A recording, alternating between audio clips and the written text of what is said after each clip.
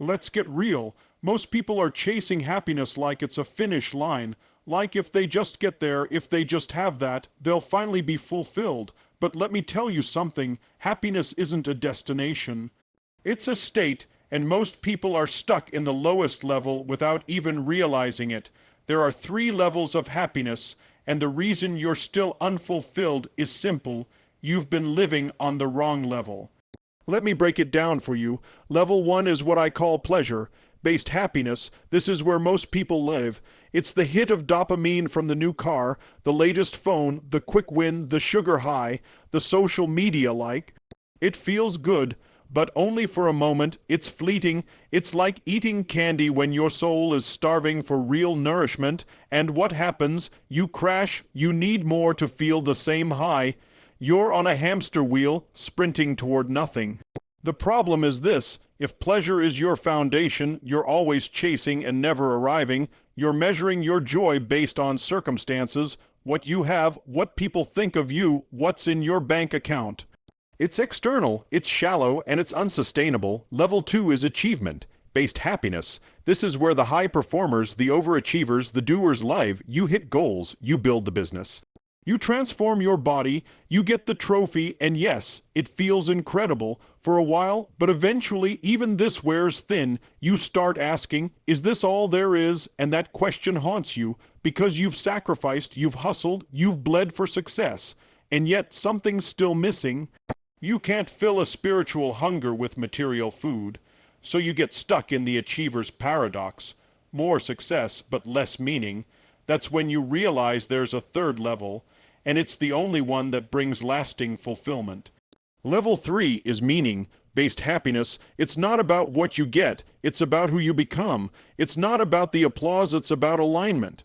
When your life is in sync with your values, when you're serving something greater than yourself, when you're growing, giving, and contributing, that's fulfillment. That's joy that doesn't fade when the lights go out. You want to feel alive, find a purpose bigger than your ego. Stop asking, what can I get? And start asking, what can I give? Because the greatest happiness doesn't come from success, it comes from significance. So why are you still unfulfilled? Because you've settled for a lower level of happiness. You've mistaken stimulation for satisfaction. But the truth is, your soul is hungry for something deeper. And until you step into a life of purpose, of growth, of contribution, you'll keep searching in all the wrong places. It's time to rise, upgrade your happiness, live from your truth, step into that third level, and never look back. Let's talk about the first and lowest level of happiness, the one most people live in without even realizing they're trapped. This is pleasure-based happiness, and while it feels good in the moment, it's often the greatest source of long-term emptiness. This kind of happiness comes from immediate gratification, scrolling through social media and seeing likes roll in, bin, watching a series, indulging in junk food, making impulse purchases, or chasing the next thrill. It gives you a quick boost, a rush, a momentary high, and that's the trap, because the high fades fast. What felt exciting one moment feels hollow the next, and to feel that same buzz again, you have to do more, buy more, consume more. It's like putting a bandage on a deep wound. You cover it up for a moment, but the pain underneath never really goes away, so you keep chasing the next distraction to avoid looking inward. And this is exactly why so many people are miserable, despite having access to more comfort, technology, and luxury than ever before. They're overstimulated and underfulfilled. Pleasure isn't bad, let's be clear. It's natural to enjoy the good things in life, a great meal, a fun night out, a beautiful sunset, but when your sense of happiness depends on these external moments, you're giving away your power.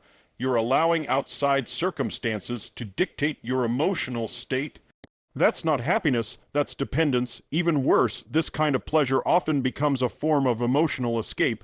Feeling stressed, eat something sweet. Feeling lonely, scroll Instagram. Feeling inadequate, post something to get attention.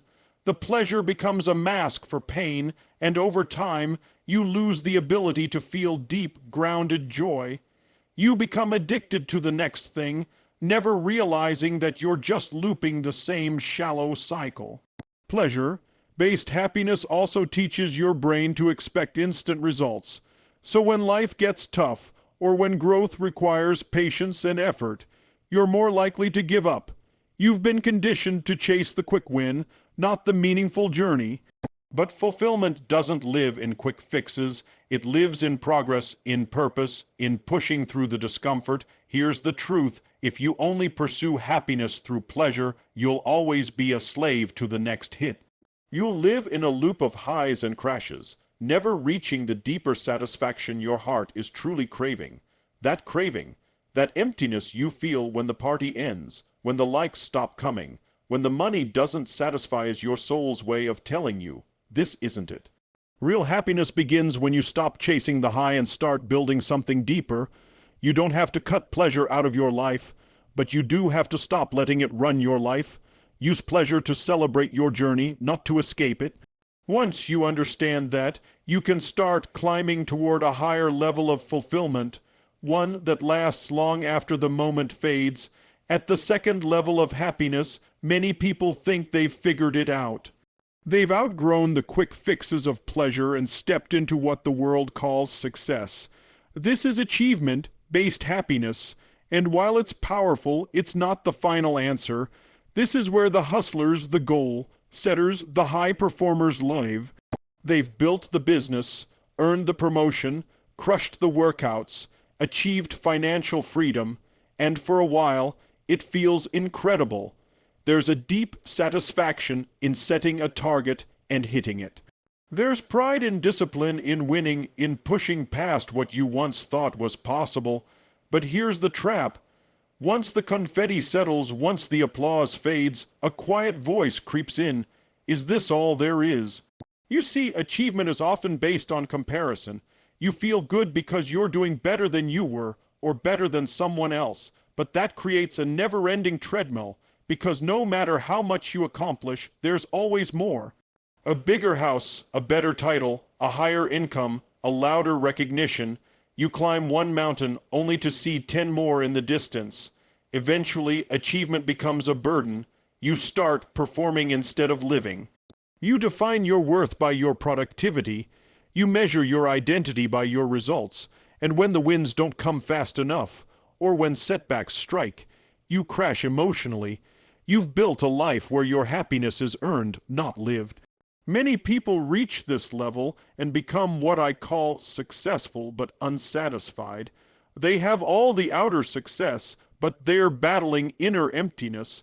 They've been chasing milestones instead of meaning. They've mastered doing but forgotten being. Why does this happen? Because achievement by itself doesn't feed the soul. It challenges you, yes. It stretches you, yes.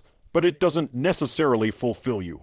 It doesn't guarantee joy, connection, or inner peace, and without those things the drive becomes hollow. Let me be clear, achievement is not the enemy, it's a necessary stage. It helps you grow confidence, develop grit, and push your potential. But it's not the final destination. It's meant to be a vehicle, not the whole journey. The truth is, you can win the game of success and still lose the game of fulfillment. You can impress the world and still feel empty inside. Because what we truly seek isn't just accomplishment, it's alignment. It's knowing that what you're building actually matters, that who you're becoming in the process is someone you respect. Fulfillment begins when achievement is no longer about ego, but about impact. When success is not just about what you get, but who you serve. Only then do your victories start to nourish you on a deeper level. So if you've hit goals and still feel like something's missing, trust that instinct. It's not a failure, it's an invitation to rise higher, to live deeper, to move from success to significance. The third and highest level of happiness is the one that lasts. It's the one that sustains you through storms, lifts you beyond obstacles, and gives your life meaning even when things aren't perfect. This is meaning-based happiness, and it's the only kind that leads to deep, lasting fulfillment. Unlike pleasure, which is fleeting, or achievement, which is often conditional, meaning-based happiness is rooted in something unshakable. It doesn't come from what you have, It comes from who you are and what you stand for. It's not measured by status or success, but by alignment. It's the feeling you get when your actions match your values, when your life reflects your truth, and when you know you're doing something that matters. People who live on this level don't just chase goals, they live with purpose. They don't need validation from the outside because they're guided by something internal. Whether it's serving a mission, raising a family with love and intention, creating something meaningful, mentoring others, or making a difference in their community, there's a why that drives them beyond themselves. Fulfillment is not passive, it's earned through growth. The kind of growth that stretches you mentally, emotionally, and spiritually. It's about becoming more of who you were meant to be. When you grow, you expand your capacity to love, to lead, to serve. You stop fearing challenges and start seeing them as catalysts. You stop asking, why me? And start asking, what is this here to teach me? But growth alone isn't enough. The deepest joy comes when you take what you've gained and contribute it. Because here's the truth, we are wired to give. The most fulfilled people aren't those who have everything. They're the ones who give everything they can. They give their time, their energy, their gifts, their love. Not because they have to, but because they want to. Because contribution fills the soul in a way that consumption never will. You can have all the success in the world, but if you're not growing or giving, you will feel empty. You'll keep wondering why the happiness doesn't last. That's because real joy doesn't come from getting more. It comes from becoming more and then turning that into impact. And here's the beauty of meaning-based happiness. It doesn't depend on your circumstances. You can be in a tough season and still feel fulfilled. You can lose money, face setbacks, or be rejected, and still feel proud of how you're showing up, because you're living a life that's true to you. A life that leaves a mark. So if you've been chasing pleasure or collecting achievements and still feel like something's missing, it's not that you've failed. It's that you've been climbing the wrong mountain. Meaning is the summit, and once you reach this level, happiness stops being a chase. It becomes a way of life.